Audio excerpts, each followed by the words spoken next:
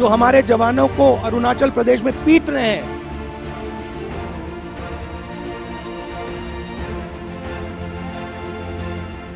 कांग्रेस नेता राहुल गांधी एक तरफ 2024 की तैयारी को लेकर भारत जोड़ो यात्रा को आगे ले जा रहे हैं, वहीं दूसरी तरफ अपने बयानों से फिर उनकी पार्टी को बैकफुट पर आना पड़ा है। 9 दिसंबर को भारत और चीन के सैनिकों के बीच तवांग में हुई संघर्ष पर राहुल गांधी ने बयान देकर एक नया बखेड़ा खड़ा कर दिया है, जिसमें उन्होंने केंद्र सरकार पर आरोप लगाया है कि चीन भारत की सीमा पर युद्ध की तैयारी कर रहा है और भारत सरकार सोई हुई है।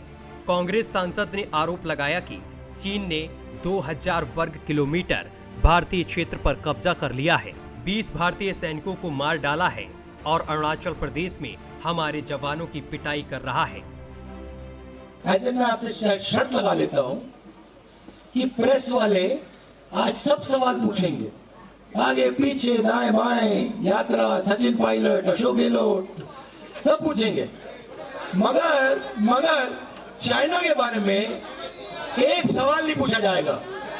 जिन्होंने 2000 स्क्वायर किलोमीटर हिंदुस्तान का उठा लिया, जिन्होंने हिंदुस्तान के 20 जवानों को शहीद किया, जो हमारे जवानों को अरुणाचल प्रदेश में पीट रहे हैं, मैंने कहा हिंदुस्तान की प्रेस मुझसे इनके बारे में एक सवाल नहीं पूछेगी। सच था। जो चाइना का थ्रेट है, और मुझे तो वो क्लियर, और मैं इसको अब 2-3 सालों से कह रहा हूं, वो बिल्कुल क्लियर है और सरकार उसको छुपाने की कोशिश कर रही है, सरकार उसको इग्नोर कर रही है, मगर उस थ्रेट को ना छुपाया जा सकेगा और ना इग्नोर किया जा सकेगा। राहुल गांधी के बयान के बाद रक्षा मंत्री राजनाथ सिंह ने राहुल गांधी का नाम लिए बगैर उन पर निशाना साधा। रक्षा मंत्री राजनाथ सिंह ने कहा कि कुछ लोग झूठ की राजनीति करते हैं और झूठ की राजनीति लंबे समय तक नहीं चलती। लेकिन मित्रों, मैं संसद में कह चुका हूं, इसलिए मैं आपसे कह रहा हूं, नहीं तो वह बातें नहीं बोलूंगा जो कि मैंने संसद में नहीं कही हैं। चाहे गलवान हो तो तवांग, हमारी सेना ने जिस शौर्य और पराक्रम का परिचय दिया है,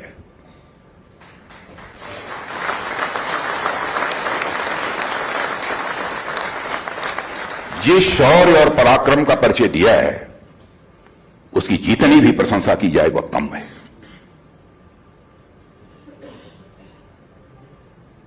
मैं बहुत ही विनम्रतापूर्वक निवेदन करता हूं कि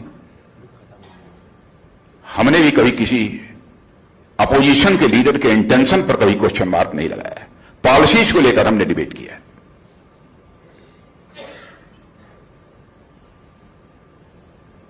राजनीति सच बोलकर ही की जाती है, झूठ बोलकर लंबे समय तक राजनीति नहीं की जा सकती।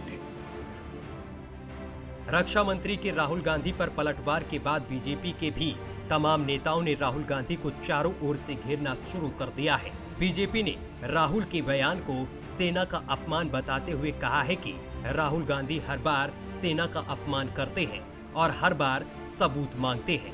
यही नहीं, बीजेपी नेता गौरव भाटिया ने राहुल गांधी की तुलना जयचंद से कर दी। उधर बीजेपी के राष्ट्रीय अध्यक्ष जेपी नड्डा से लेकर उत्तर प्रदेश के सीएम योगी आदित्यनाथ और एमपी के सीएम शिवराज सिंह चौहान ने भी राहुल के बयान को देश विरोधी, सेना का अपमान करने वाला, पाकिस्तान परस्त वाला बयान बताया है। हर भारतीय को गर्व है, हमारा गुरूर है भारतीय सेना। जो जवान सरहद पर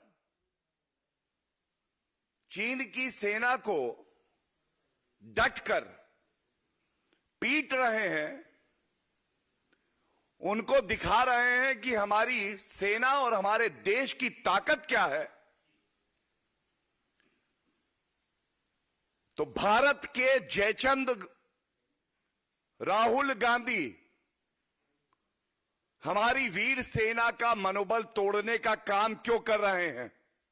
राहुल गांधी का बयान सच में भारत की सेना का मनोबल तोड़ने का काम करती है और इसकी जितनी भी भर्त्सना की जाए, जितनी भी निंदा की जाए, वह कम है। भारत की सेना अद्भुत शौर्य और पराक्रम की प्रतीक है।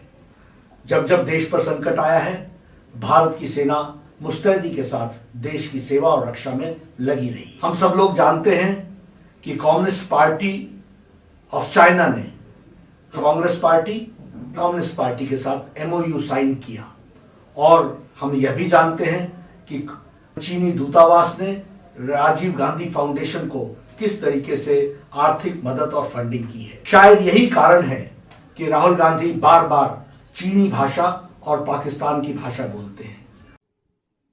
कांग्रेस पार्टी के वरिष्ठ नेता पूर्व अध्यक्ष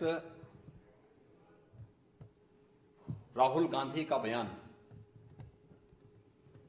अत्यंत ही अमर्यादित, बचकाना और राष्ट्र विरोधी तत्वों को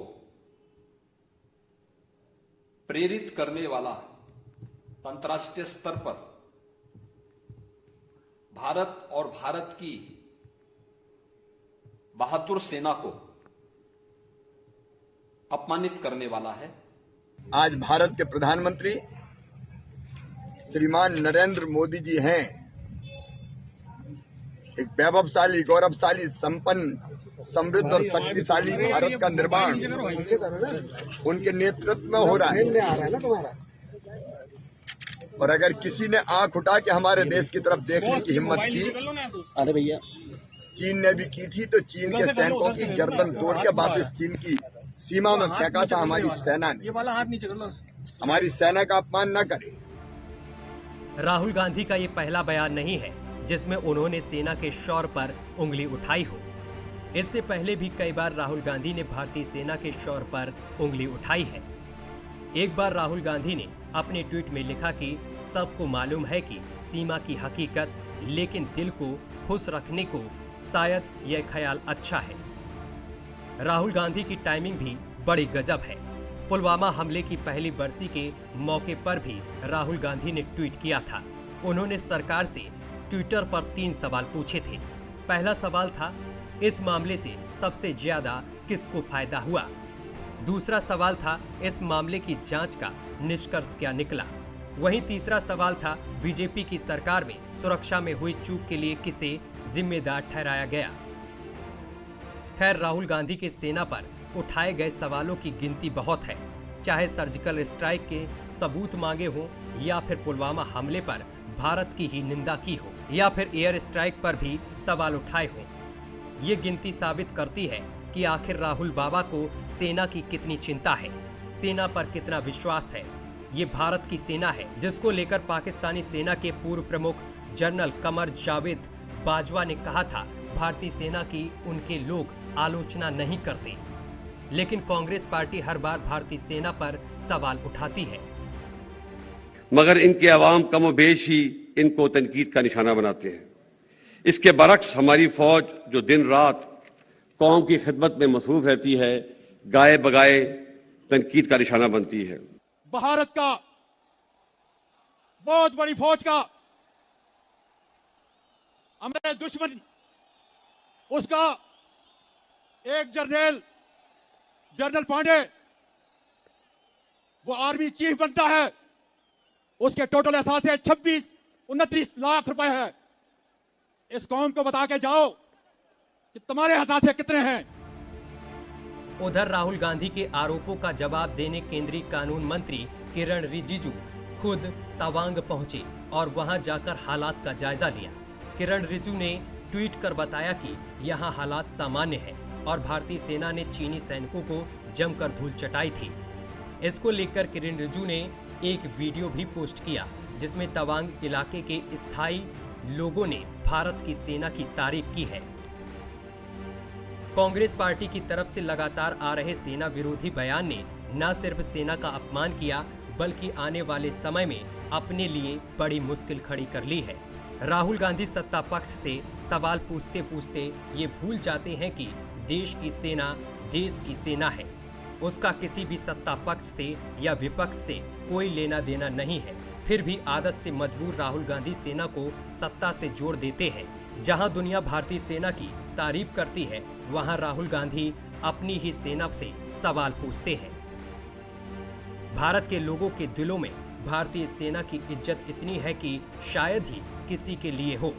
फिर भी राहुल गांधी और कांग्रेसी नेता सेना पर टिप्पणी को लेकर खुद को भारतीय लोगों की नजरों के सामने गिरा रहे हैं और इसका असर कांग्रेस को चुनाव में देखने को मिलता है।